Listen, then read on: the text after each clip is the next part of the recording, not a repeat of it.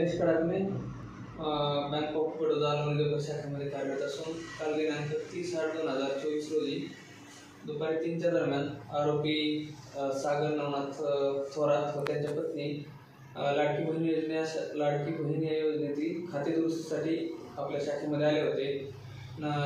सागर थोरात हे मध्यधुंद अवस्थेत होते।